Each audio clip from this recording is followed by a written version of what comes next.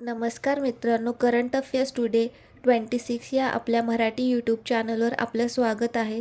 तर चला आजचा पहिला प्रश्न पाहूया. साफ म्हणजेच South Asian football federation women's club championship 2025चा किताब कोणी जिंकला? तर याचं योग्य आन्सर आहे ईस्ट बेंगॉल. तर वुमन क्लब चॅम्पियनशिप 2025चे पहिले संस्करण हे 5 ते 20 डिसेंबर 2025 दरम्यान दशरथ स्टेडियम, काठमांडू, नेपाळ येथे झाले. या स्पर्धेत ईस्ट बेंगॉल FC ने विजेतेपद पटकावले. या विजयासह ईस्ट बेंगॉल FC आंतरराष्ट्रीय स्पर्धा जिंकणारा हा पहिला भारतीय महिला क्लब ठरलेला आहे. साफ याचं फुल फॉर्म काय आहे? तर साऊथ एशियन फुटबॉल फेडरेशन. याची स्थापना 1997 रोजी झाली. याचं हेडक्वार्टर आहे ढाका, बांगलादेश येथे. आणि याचे आत्ताचे अध्यक्ष कोण आहेत? तर काझी सलाहुद्दीन, हे बांगलादेशचे आहेत. आणि ह्याचे पहिले अध्यक्ष कोण होते? तर PP लक्ष्मण, हे भारतीय होते. तर लक्षात ठेवा. पुढील प्रश्न पाहूया. अलीकडे टर्नर प्राइज 2025 कोणी जिंकला? तर याचं योग्य आन्सर आहे नेना कालू. तर नेना कालू यांना नुकताच 2025चा टर्नर प्राइज देण्यात आलेला आहे. त्या मूळच्या स्कॉटलँडच्या आहेत. हा पुरस्कार त्यांना त्यांच्या शिल्पकला आणि रेखाचित्र यासाठी देण्यात आलेला आहे. नेना कालू या टर्नर प्राइज मिळवणाऱ्या जगातील पहिल्या दिव्यांग म्हणजेच अक्षम कलाकार आहेत. त्या टर्नर प्राइज नक्की काय आहे? हा एक आर्ट अवॉर्ड आहे. या पुरस्कारामध्ये नाव इंग्लिश चित्रकार JMW टर्नर यांच्या नावावरून ठेवण्यात आलेला आहे. आणि हा पुरस्कार 50 वर्षाखालील ब्रिटिश कलाकारांना त्यांच्या आउटस्टँडिंग वर्कसाठी दिला जातो. आणि ह्याची प्राइज मनी काय आहे? तर 25,000 पाऊंड, म्हणजे सुमारे 29 लाख रुपये इतकी. आणि 2024चं कोण जिंकलं? तर जसलीन कौर, ह्या स्कॉटलँडच्या होत्या. तर असेच काही महत्त्वाचे पुरस्कार आपण रिवाईज करूया 2025चे. सायप्रसचा सर्वोच्च नागरी पुरस्कार grand cross of the order of Makarios हा नरेंद्र मोदी यांना भेटला. जागतिक अन्न पुरस्कार 2025 हा मारी यंगेला हंगरी यांना भेटला. युनेस्को प्रेस स्वातंत्र्य पुरस्कार 2025 हे ला प्रेस या वृत्तपत्रासाठी भेटला. जागतिक कायदा काँग्रेस सन्मान भुवन रुदबू यांना भेटला. फ्रेंच सन्मान 2025 पायल कपाडिया यांना भेटला. लता दीनानाथ मंगेशकर पुरस्कार 2025 हा कुमार मंगलम बिर्ला यांना भेटला. गुरुदेव कालीचरण ब्रह्म पुरस्कार 2025 हा डॉक्टर अच्युत सामंत यांना मिळाला. वर्चिल सलित साहित्य पुरस्कार 2025 P शिवकामी. स्कॉच पुरस्कार उत्तर प्रदेश पोलीस यांना मिळाला. तर राष्ट्रीय समुद्री वरण पुरस्कार 2025 हा राजेश उन्नी यांना मिळाला. तर हे काही महत्त्वाचे 2025चे पुरस्कार होते. लक्षात ठेवा. पुढील प्रश्न पाहूया. अलीकडे ऑपरेशन होकाय स्ट्राईक कोणत्या देशाने लॉन्च केला? तर याचं योग्य आन्सर आहे USA. तर अलीकडे अमेरिकेने सिरियामध्ये ऑपरेशन हॉकिया स्ट्राईक या नावाने एक मोठी लष्करी कारवाई केलेली आहे. या मोहिमेत जॉर्डननेही अमेरिकेला साथ दिलेली आहे. या ऑपरेशनचा मुख्य उद्देश काय आहे? तर सिरियामधील ISISचे लढाके शस्त्रे आणि तळ नष्ट करणे. का राबवले? कारण अमेरिकन सैनिकांचा मृत्यू झाला होता. तर यूएसची राजधानी काय आहे? Washington DC. आणि राष्ट्राध्यक्ष डोनाल्ड ट्रम्प आहेत 47वे. आणि उपराष्ट्राध्यक्ष कोण आहेत? तर जेम्स डेव्हिड वॉन्स. तर लक्षात ठेवा. काही USA संबंधित काही प्रश्न रिवाईज करूया 2025चे.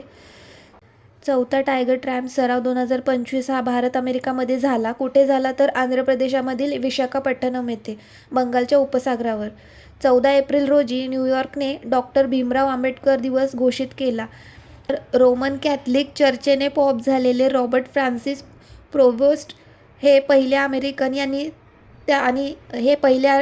आहेत आणि त्यांनी पोप लिओ हे नाव निवडले. अमेरिकेचे राष्ट्राध्यक्ष डोनाल्ड ट्रम्प यांनी द्वितीय विश्वयुद्धाच्या स्मरणार्थ कोणता दिवस विजय दिवस म्हणून घोषित केला? तर 8 मे. गोल्डन डोम मिसाईल संरक्षण कवच योजनेची घोषणा कोणी केली? डोनाल्ड ट्रम्प यांनी. आणि USAकडे आधीपासूनच एअर डिफेन्स सिस्टम आहे. ती कोणती? तर थाड. अमेरिकन म्युझिक अवॉर्ड मिळवणारी भारतीय वंशाची पहिली संगीतकार कोण ठरली? तर राजकुमारी. टायगर क्लॉ सराव हा पहिला वायुसैन्य सराव आहे. भारत अमेरिकामध्ये झाला. कुठे तर उत्तर भारतमध्ये. AI डीपफेकच्या विरोधात टेक इट डाऊन ॲक्ट कोणी पारित केला? USAने. गोल्डन डोम मिसाईल संरक्षण कवच योजनेची घोषणा कोणी केली? अमेरिकेने.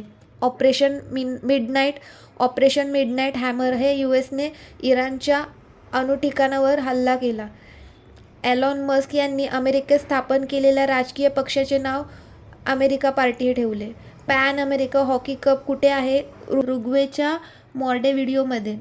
त्यामध्ये मॅन्समध्ये अर्जेंटिना जिंकली USAला हरवून आणि वुमन्समध्ये देखील अर्जेंटिना जिंकली USला हरवून. भारतामधील अमेरिकेचे राजदूत कोण आहे? सर्जिओ गोर. आणि 21वा युद्धाभ्यास 2025 हा भारत अमेरिकामध्ये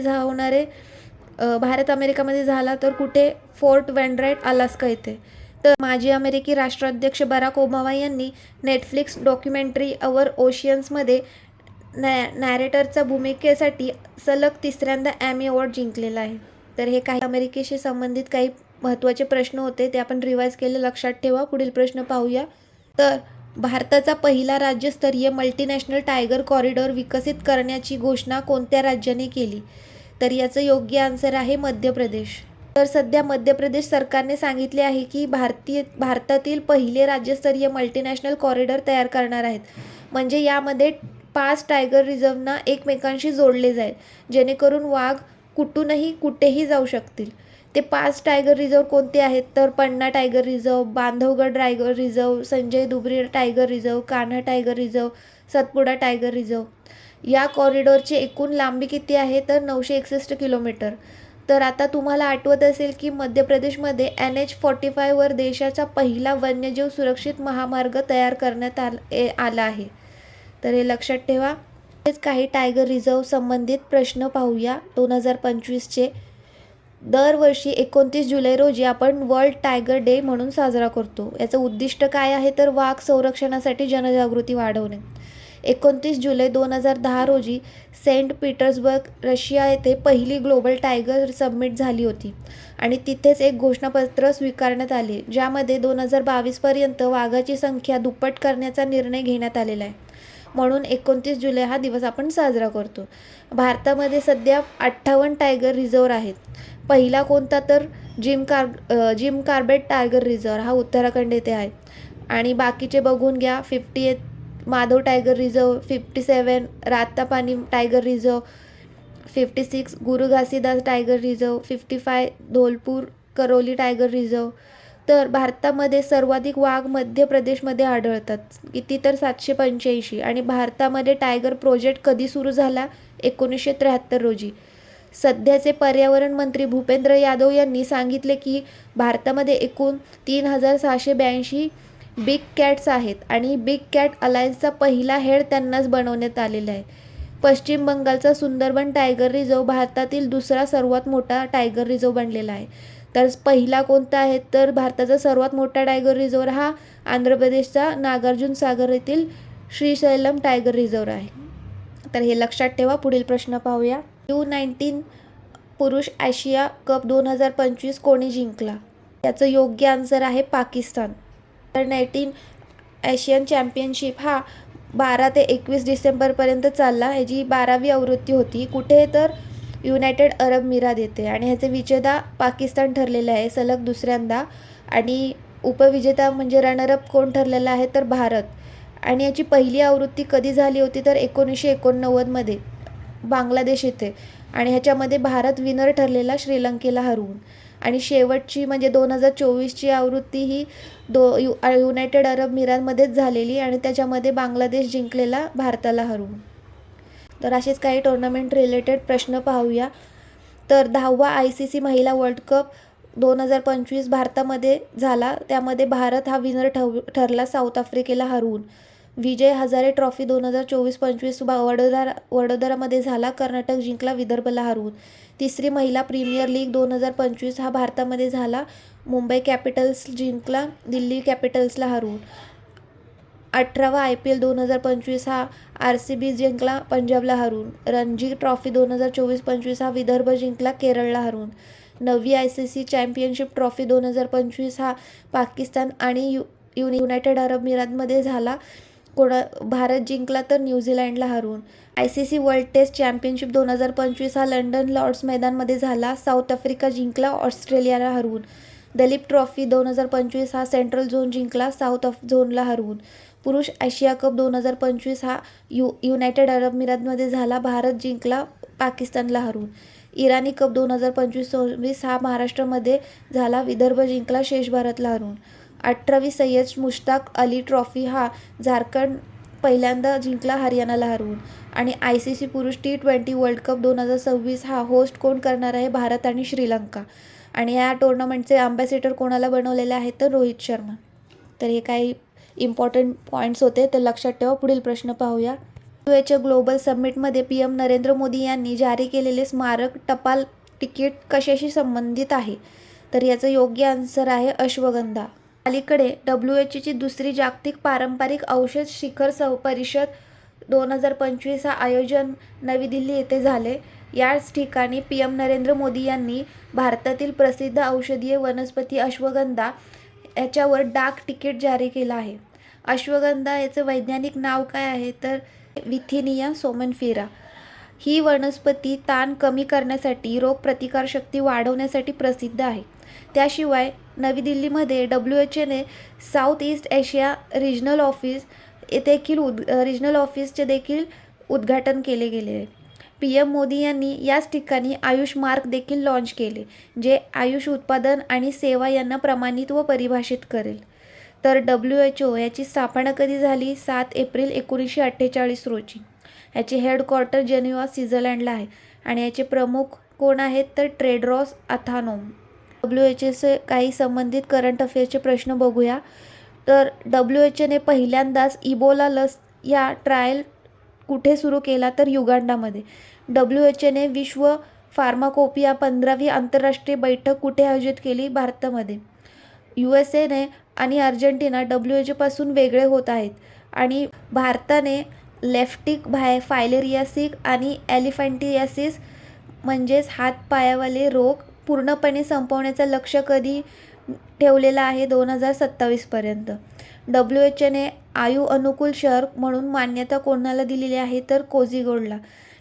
WHOद्वारे मलेरिया मुक्त प्रमाणित होणारा ॲमेझॉन प्रदेशातील पहिला देश कोणता ठरला? तर सुरिनाम.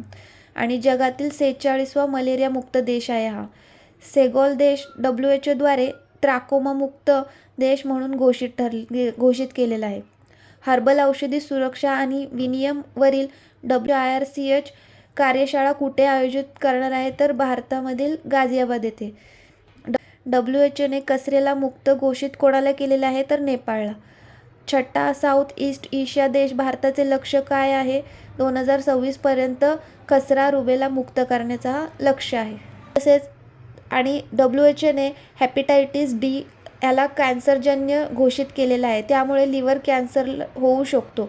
WHOने केनियाला ट्रॅपिसोमायसिस ट्रिपॅनोसोमायसिस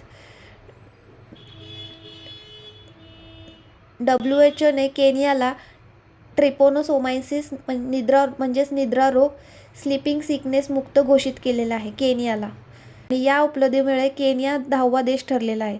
तर WHOचे दुसरे जागतिक पारंपरिक औषध शिखर संमेलन हे नवी दिल्ली येथे होणार आहे. तर लक्षात ठेवा. पुढील प्रश्न पाहूया.